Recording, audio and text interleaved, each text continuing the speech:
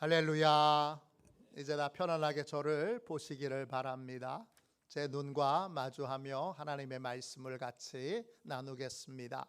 용서받는 행복으로 이끄시는 은혜, 용서받는 행복으로 이끄시는 은혜, 이런 제목으로 같이 은혜 나누겠습니다. 저희는 주일 낮 예배를 교회력을 따라 성서 일과로 말씀을 나누는데, 매월 첫 번째 주는 시편으로 은혜를 나눕니다. 오늘 함께 읽은 말씀은 시편 32편입니다. 시편 32편은 세 가지의 특징이 있습니다. 첫 번째, 다윗 개인의 감사시입니다. 개인적인 감사를 담은 기도문입니다. 특별히 죄 용서함 받은 것에 대한 감사가 담겨 있습니다. 둘째, 시편 23편은 초대교회 성도들이 시편을 암송하면서 참회의 기도를, 회개의 기도를 드렸는데, 대표적인 시편이 7개입니다. 그 초대교회 성도들이 암송하면서 회개 기도를 드렸던 7편의 기도문 가운데 하나가 시편 32편입니다. 시편 6편, 또 32편, 38편, 51편, 102편, 130편, 143편이 초대교회 성도들이 회개할 때마다 사용하고 암송했던 기도문입니다. 시편 32편은 초대교회 성도들이 암송했던 대표적인 회개의 기도문이 담겨 있습니다. 중세의 영적 지도자였던 어거스틴은 이 시편 32편을 얼마나 사랑했는지 벽에다가 이 말씀을 새겨놨습니다. 그리고 매일 읽고 묵상하면서 그 말씀을 통하여 하나님의 위로를 받았다고 합니다.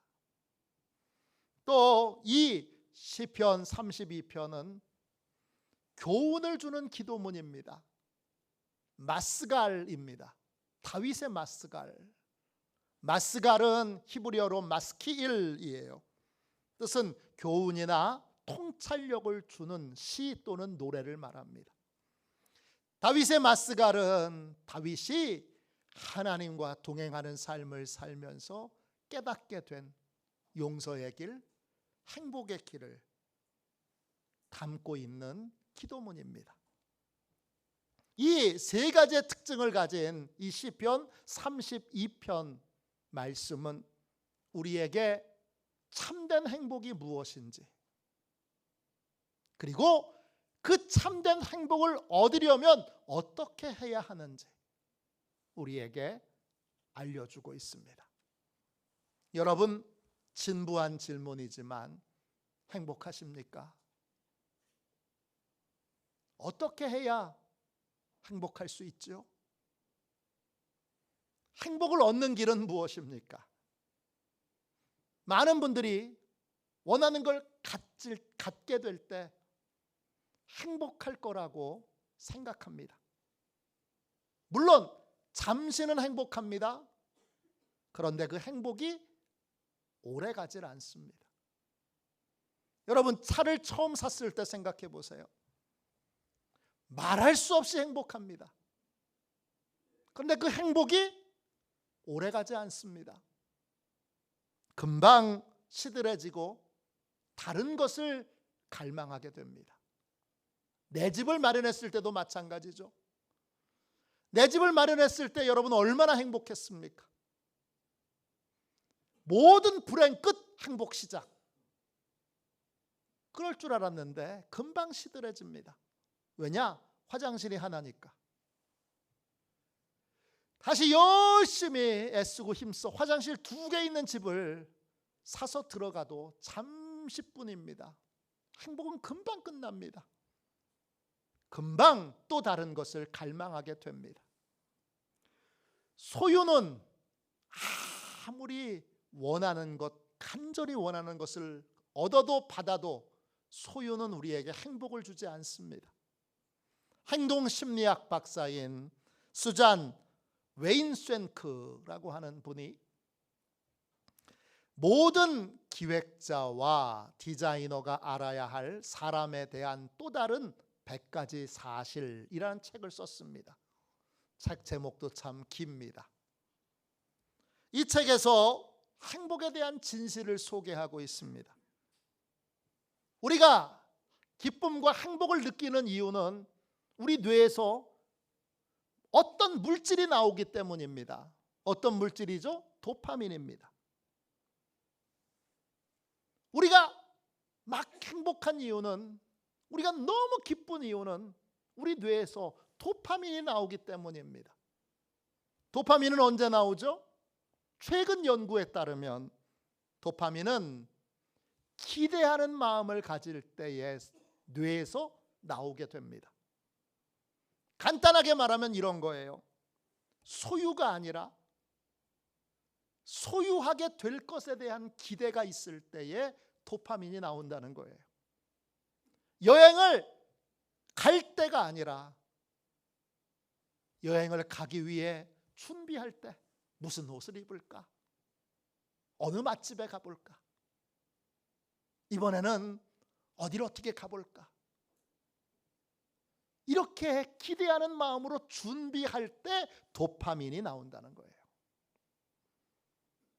택배를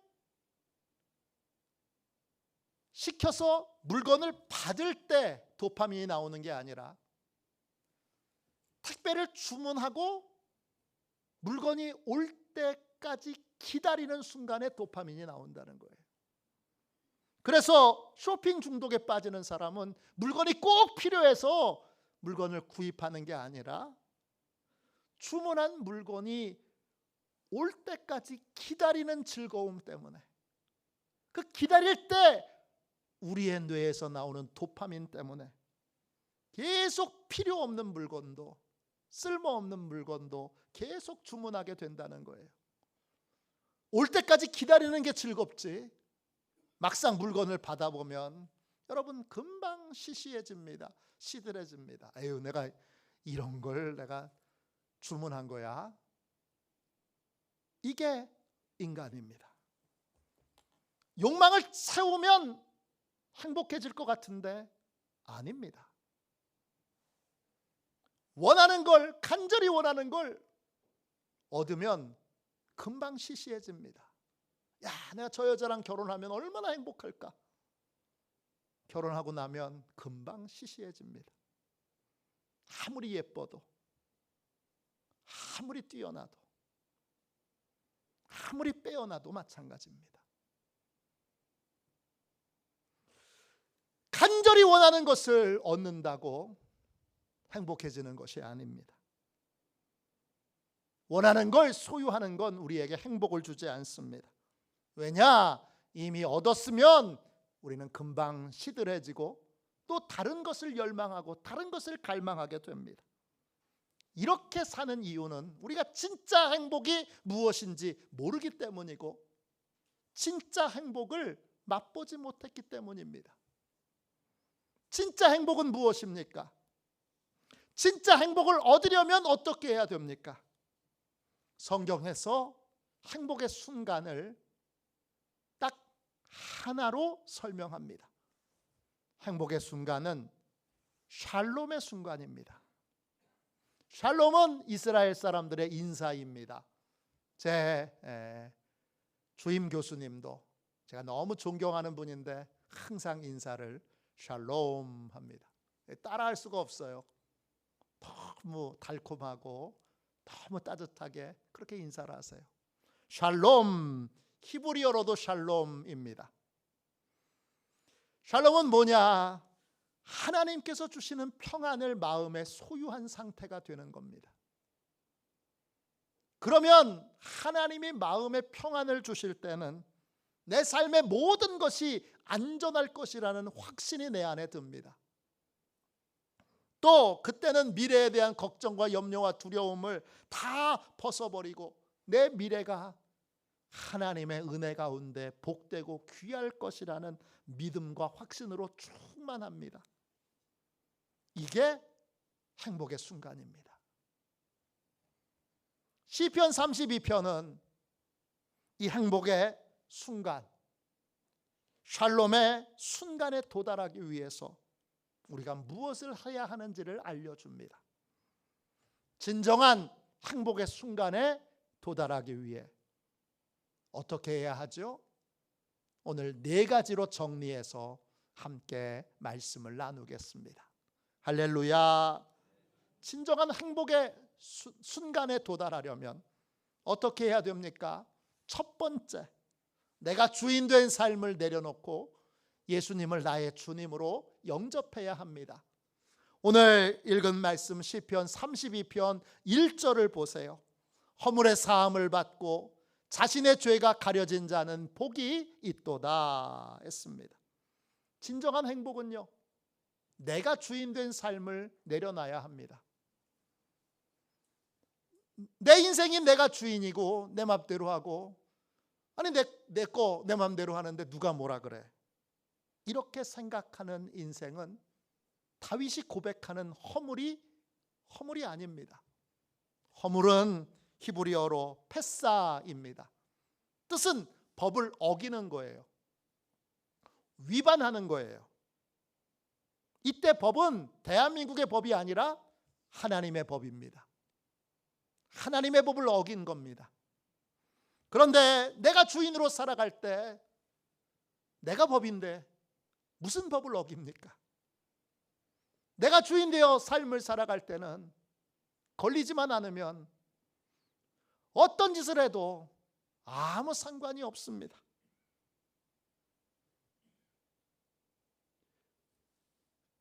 법을 어기는 허물은 예수님을 나의 주님으로 영접할 때,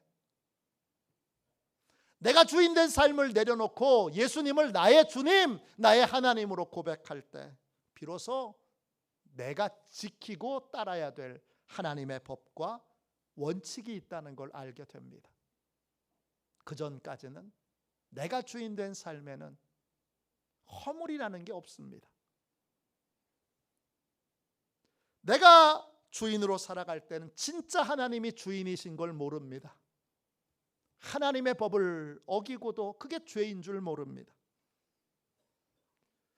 죄인 줄 모른다고 죄가 안 되는 게 아닙니다. 진짜 주인이신 하나님이 보시고 계시고 내 멋대로 하나님의 법을 어기는 그 삶은 진노를 쌓는 삶을 살아가게 됩니다. 로마서 2장 5절입니다. 내 고집과 회개하지 아니한 마음을 따라 진노의 날 곧 하나님의 의로우신 심판이 나타나는 그날에 이말 진노를 내게 쌓는도다. 내가 주인 된 삶을 살면 죄가 죄인 줄도 모르고 죄를 저지르며 삽니다. 모든 게 다 하나님의 것인데, 하나님의 것은 하나님의 뜻대로 써야 하는데 하나님의 뜻대로 쓰지 않고 내 맘대로 파괴하고 깨트리고 망가뜨리는 인생을 삽니다. 그건 하나님의 것을 도둑질하는 것입니다. 내가 주인 된 삶은 하나님의 것을 도둑질하는 삶을 살고 있으면서도 그게 죄인 줄 모릅니다. 그러니까 진노를 쌓는 삶을 계속 살게 되는 거예요. 인간은 영적인 동물이에요. 이상하죠? 이 자기가 주인 된 삶은 진노가 계속 쌓이는 삶이기 때문에 정확하게 무엇인지 모르지만 막연한 두려움과 걱정과 염려 가운데 살아가게 됩니다. 왜 막연하게 두렵습니까? 걱정이 됩니까? 염려가 됩니까? 이유는 모르지만 내 인생에 쏟아지게 될 진노에 대하여 내가 영적으로 느끼고 있기 때문입니다. 우리 가족, 우리 큰애가 고3 끝날 때, 우리 작은애가 중3 끝날 때 가족과 함께 미국 여행을 간 적이 있습니다. 2주 동안을 미국 여행을 저희가 안식년을 대신해서 잠시 갔다 온 적이 있는데 서부 여행을 하면서 라스베가스라는 곳을 갔습니다. 라스베가스는 도박의 도시이지만 동시에 건축의 도시이기도 합니다. 거기에 가면 정말 놀라운 건축물들이 많습니다. 그래서 제 아들, 딸에게 그런 신기한 건축물들을 보여주고 싶었습니다. 라스베가스에서 여행을 하다가 점심 한 끼는 정말 좋은 식당에서 한번 식사를 하고 싶었습니다.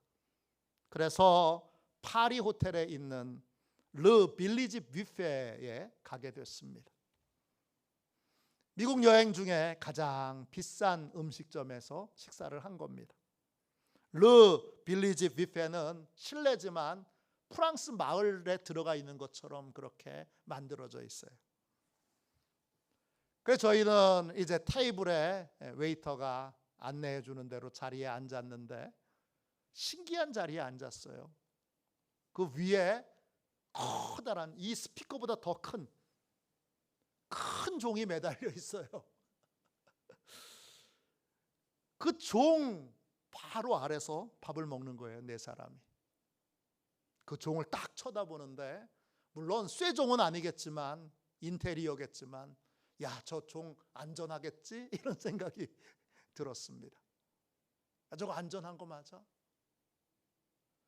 그리고는 계속 불안한 마음이 드니까 거기 맛있는 음식이 많았는데 물론 한국 뷔페만큼은 아닙니다. 한국이 훨씬 맛있습니다. 그런데 어쨌든 거기 맛있는 음식을 접시로 담아올 때마다 종을 한 번씩 쳐다봅니다. 이때 제가 로마서 2장이 떠올랐어요. 하나님의 진노가 위에 있어 언제 쏟아질지 모르는 불안과 두려움에 사는 삶이 이런 거겠구나 생각이 들었습니다. 그날 제일 비싼 음식을 먹는데 위에 종이 달려 있으니까 야, 저 안전한 거겠지? 그러면서 계속 불안한 마음, 걱정되는 마음이 듭니다. 진정한 행복의 순간을 맞이하고 싶다면 내가 주인 되어 내 마음대로 살아도 돼. 이 생각을 주님 앞에 내려놓고 예수님을 나의 주님, 나의 하나님으로 영접해야 합니다. 그때 진노를 쌓는 삶이 끝나게 됩니다. 할렐루야. 두 번째, 진정한 행복의 순간에 도달하려면 어떻게 해야 됩니까? 예수님의 말씀을 온전히 따르지 않았던 죄와 허물을 예수님께 자백해야 합니다. 예수님을 주인으로 고백하는 것, 예수님을 나의 주님으로 영접하는 것, 거기서 끝나면 안 되고 우리는 그 주님께 내 죄와 허물을, 예수님이 깨닫게 해주신 죄와 허물을 자백해야 합니다. 자백하지 않으면 우리는 다시 이전에 내가 주인 된 삶으로 돌아갈 수밖에 없습니다. 입을 열어서 내 죄와 허물을 자백해야 합니다. 자백하면 어떻게 되죠? 주님 앞에 자백하면 주님이 내 죄를 가져가십니다. 담당하십니다. 구약의 제사는 벌은 내가 받아야 되는데 내가 죄를 저질렀기 때문에 벌을 내가 받아야 되는데 내 대신 다른 짐승들이 대신 벌을 받음으로 하나님께 용서를 얻는 것이 구약의 제사, 구약의 예배입니다. 내 대신 죽을 짐승을 데리고 와서 제일 먼저 그 제사를 드리는 사람이 그 짐승에게 안수를 합니다. 레위기 1장 4절입니다. 그는 번제물의 머리에 안수할지니 그를 위하여 기쁘게 받으심이 되어 그를 위하여 속죄가 될 것이라. 날 위해 죽을 그 짐승에게, 그 소에게, 양에게, 염소에게 머리에 손을 얹고 안수하는 건 무슨 의미냐? 안수하면서 죄를 자백하는 겁니다. 아니, 이 짐승이 나 대신에 죽어야 되는데 무슨 죄 때문에 죽는지를 내가 고백해야 됩니다. 그러면 어떻게 되죠? 그 죄가 그 짐승에게로 전가됩니다. 쉬운 말로 내 죄를 자백함으로 그 짐승에게 뒤집어 씌웁니다. 그리고 그 짐승이 나를 대신해서 죽음으로 그 죄에 대한 속죄의 은혜를 입게 됩니다. 예수님은 우리 죄를 대신하여 죽기 위하여 이 땅에 오신 우리의 대속물이십니다. 마태복음 20장 28절입니다. 인자가 온 것은 섬김을 받으려 함이 아니라 도리어 섬기려 하고 자기 목숨을 많은 사람의 대속물로 주려 함이니라. 예수님을 나의 주님으로 영접했다면 입을 열어서 대속물이신 주님께 내 죄와 허물을 자백해야 합니다.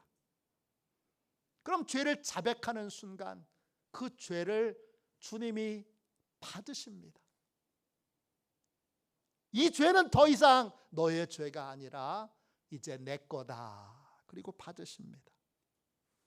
그 순간 예수님과 나는 대속의 관계로 묶여 있게 되고 연합하게 됩니다. 예수님은 유월절 식사를 하는 도중에 제자들의 발을 씻겨 주십니다.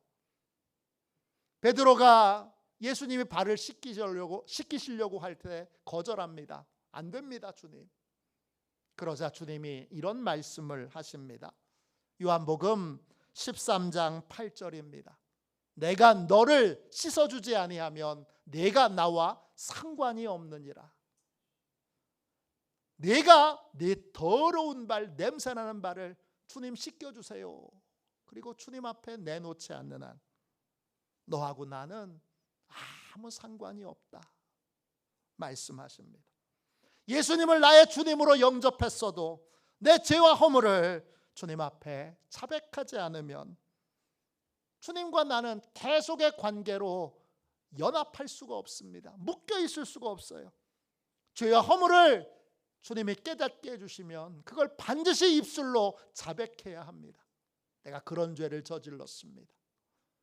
나에게 그런 허물이 있습니다. 자백하게 될 때 죄는 주님이 가져가셔서 담당하시고 주님의 의, 주님의 상, 주님의 복은 나한테 주십니다. 그래서 주님과 내가 연합하게 되는 것입니다.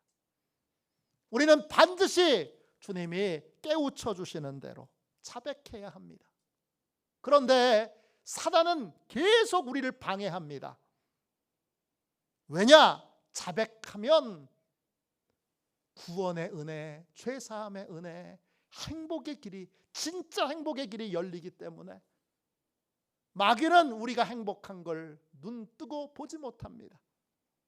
그래서 세상의 기준을 들어서 그게 왜 죄야? 그게 뭐가 문제야? 세상 사람들 다 그렇게 사는데 그렇게 마음에서 항변하게 하며 죄를 자백하지 못하도록 끊임없이 우리를 유혹하고 우리를 미혹합니다. 반대로 하나님은 우리를 끊임없이 지속적으로 지치지 않고 죄와 허물을 자백하고 인정하는 회개의 길로 인도하십니다. 시편 32편 3절 4절을 보십시오. 내가 입을 열지 아니할 때에 종일 신음함으로 내 뼈가 쇠하였도다. 주의 손이 주야로 나를 누르시오니 내 진액이 빠져서 여름 가뭄에 마름같이 되었나이다. 내가 사단의 미혹에 빠져 죄와 허물을 인정하지 않으려고 들 때 하나님은 회개의 입술이 열릴 때까지 밤낮으로 나를 누르십니다. 왜? 그래야 행복의 삶이 열리기 때문에, 그래야 샬롬의 순간이 열리기 때문에 하나님은 우리가 죄를 회개할 것을 거절하고 죄를 부인하고 죄된 삶을 고집하면 고집할수록 포기하지 않으시고 계속 우리를 누르십니다. 진액이 다 빠질 때까지 누르십니다. 진액, 히브리어로 라사드입니다. 뜻은 힘, 활기, 생명력입니다. 생명력이 다 빠져서, 그래서 타는 목마름으로 바싹 말라 있어도 하나님은 회개하는 것을, 회개의 길로 인도하는 것을 포기하지 않으십니다. 그래야 진정한 행복의 길을 갈 수 있기 때문입니다. 주님은 회개의 길로 인도하시는 데는 타협이 없으세요. 얼마나 무서운 분인지 몰라요. 우리를 반드시 행복한 삶으로 인도하셔야 하기에 주님은 우리가 종일 신음해도, 뼈가 망가져도, 활력이 다 빠져나가더라도 우리를 향하여 회개의 입을 열도록 누르고 또 누르고 또 누르십니다. 입을 열어서 우리의 죄를 자백하고 회개할 때에만 비로소 주님이 내 죄와 허물을 맡기시고 내 머리 위에 있는 진노를 쌓는 삶이 끝나게 되기 때문입니다. 그러므로 우리는 주님이 죄와 허물을 깨닫게 해주실 때마다 반드시 죄와 허물을 자백해야 합니다. 보원 리스라고 하는 선교사님이 쓰신 중국 예수가정이란 책이 있습니다. 이 책에 중국 지하교회 지도자 중에 한 사람이었던 칭티엔의 회개 이야기가 나옵니다. 칭티엔은 중국 개화기 사람으로 유교 전통 가운데 사는 사람입니다.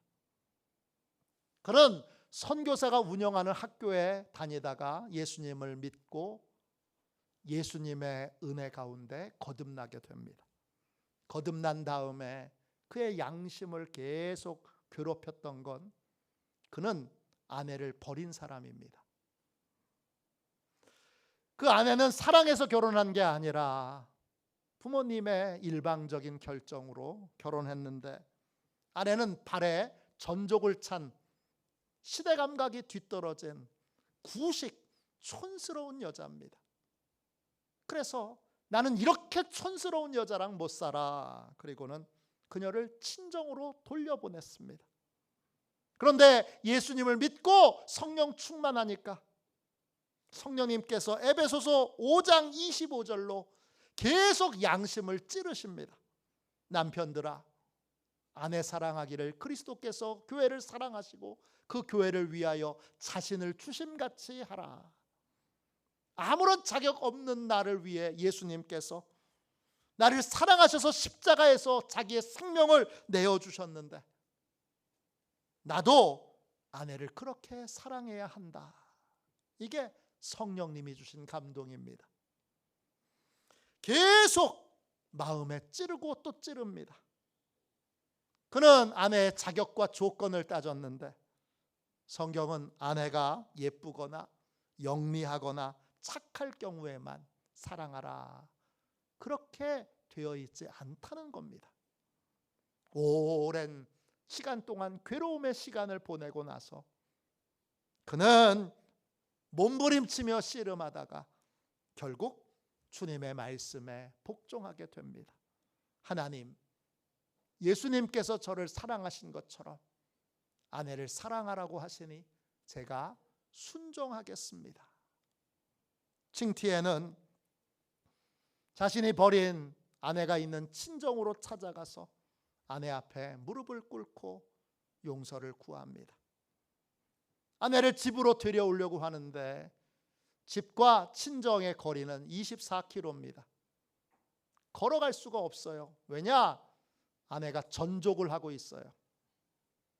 그래서 24km를 걸어갈 수 없기에 이 칭티엔이 아내를 업고 24km를 걸어서 집으로 돌아옵니다.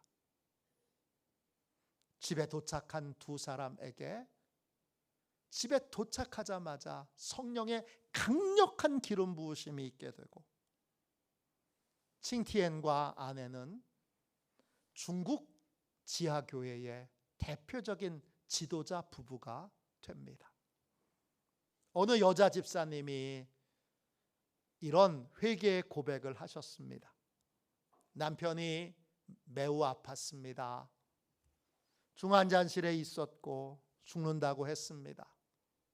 남편은 중환자실에서 나온 지 1년도 안 되어서 갑상선 암이 생겨 다시 수술을 받아야 했습니다.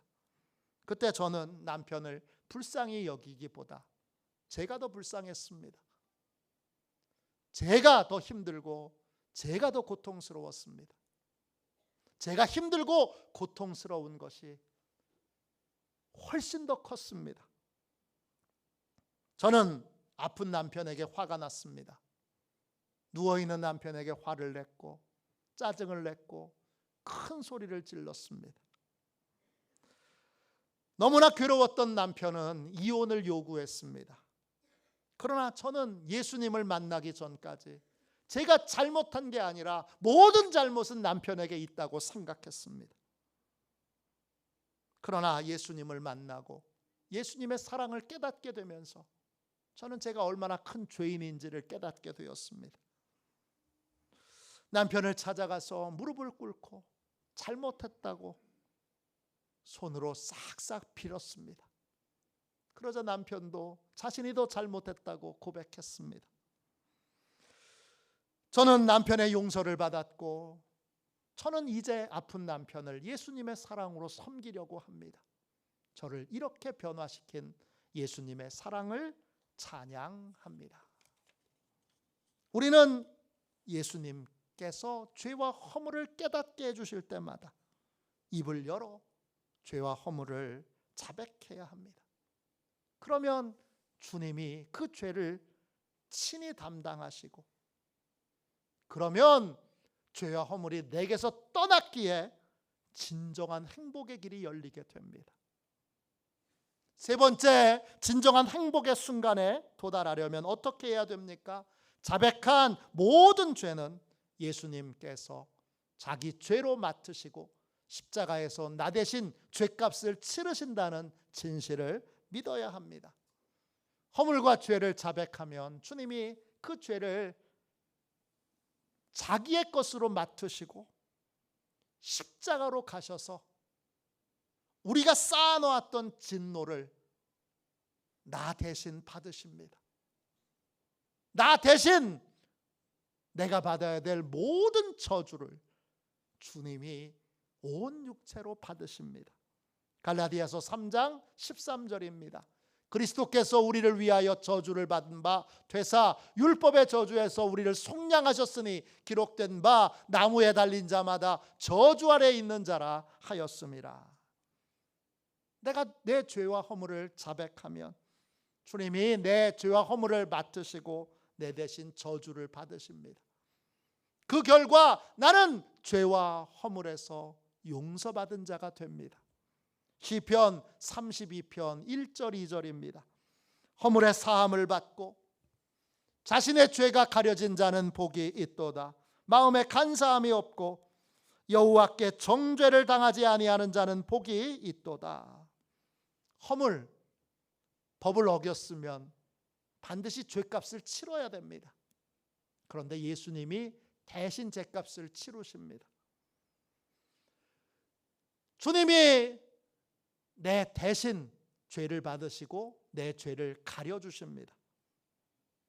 죄와 허물을 자백할 때 내 죄를 주님의 육체로 가려주십니다. 아담과 하와가 범죄를 자백했을 때, 인정했을 때 하나님께서 가죽옷을 입혀주십니다. 가죽옷은 살아있는 생명을 죽여야 얻을 수 있는, 입을 수 있는 옷입니다. 하나님은 자기의 아들을 죽인 그 시신으로 죄를 자백한 우리를 위하여 옷을 만들어 주십니다. 그리스도인은 예수 그리스도로 옷 입은 사람들입니다. 그래서 그리스도인입니다. 죄와 허물은 예수님께서 담당하시고 예수님이 갖고 계신 의와 공로와 축복과 영광은 우리에게로 돌려주셔서 우리에게 영광의 옷을 입혀주십니다. 여러분이 그 옷을 입고 있는 것입니다. 그 결과 우리는 복 있는 사람이 됩니다. 오늘 1절 2절은 복이 있도다, 복이 있도다 했습니다. 그 복, 히브리어로 에세르입니다. 최고의 행복, 축복받은 상태가 되는 것입니다. 이게 샬롬의 상태입니다. 우리 마음에 하나님의 평안이 임하는 상태. 그래서 안전한, 나와 관련되어 있는 모든 것이 안전하다는 확신과 미래에 대한 걱정과 염려와 두려움을 다 벗어버리고 미래를 하나님이 복되게 하실 것이라는 확신 가운데 있게 되는 순간, 이게 바로 복의 순간이고 이게 샬롬의 순간인데, 이 순간은 예수님을 나의 주님으로 영접하고 죄와 허물을 자백하고 그것이 다 해결됐다는 걸 알고 믿게 될 때 그 평안이 임하게 되는 것입니다. 네 번째, 진정한 행복의 순간에 도달하려면 어떻게 해야 됩니까? 넷째, 예수님과 감추거나 숨기는 것이 없는 진실한 교제를 유지해야 합니다. 샬롬의 상태가 됐어요. 근데 샬롬의 상태를 계속 유지하려면 예수님과 진실한 교제를 해야 합니다. 시편 32편 2절입니다. 마음에 간사함이 없고 여호와께 정죄를 당하지 아니하는 자는 복이 있도다. 샬롬의 상태를 유지하려면 마음에 간사함이 없어야 합니다. 간사함, 히브리어로 르미아입니다. 뜻은 속임수, 배반, 게으름, 태만입니다. 샬롬의 상태를 유지하려면 예수님께 감추거나 숨기는 것이 없어야 하고 예수님의 말씀에 즉시 순종하고 순종을 뒤로 미루지 말아야 합니다. 그러므로 샬롬의 순간이 깨질 때에는 예수님의 관계부터 점검해야 합니다. 예수님과의 관계에서 감추고 숨긴 것은 없었는지, 순종을 뒤로 미룬 것은 없었는지 점검하고 바로잡아야 합니다. 그렇게 될 때 우리는 계속 샬롬의 은혜가 임하는, 늘 예수님이 우리 안에 거하셔서 하나님이 주시는 평안으로 충만한 샬롬의 삶을 살아가게 됩니다. 우리는 진정한 행복이 하늘로부터, 하나님으로부터 오게 되는 것을 깨달아야 합니다. 하나님이 우리의 마음에 하늘의 평안을 주실 때 우리는 비로소 진짜 행복합니다. 그때는 하나님이 모든 것을 책임져 주신다는 확신과 미래에 대한 걱정과 염려와 두려움이 사라진 완벽한 평안을 우리가 누리게 됩니다. 그러한 평안을 누리려면 예수님을 주인 삼아야 합니다. 예수님께 죄와 허물을 자백해야 합니다. 그리고 예수님께서 십자가에서 내 죄와 허물을 다 해결하셨음을 믿어야 합니다. 그리고 예수님과 진실한 교제를 나누며 삶을 살아야 합니다. 이런 은혜와 복을 누리는 저와 여러분이 되시기를 주님의 이름으로 축원합니다. 이 시간 우리 함께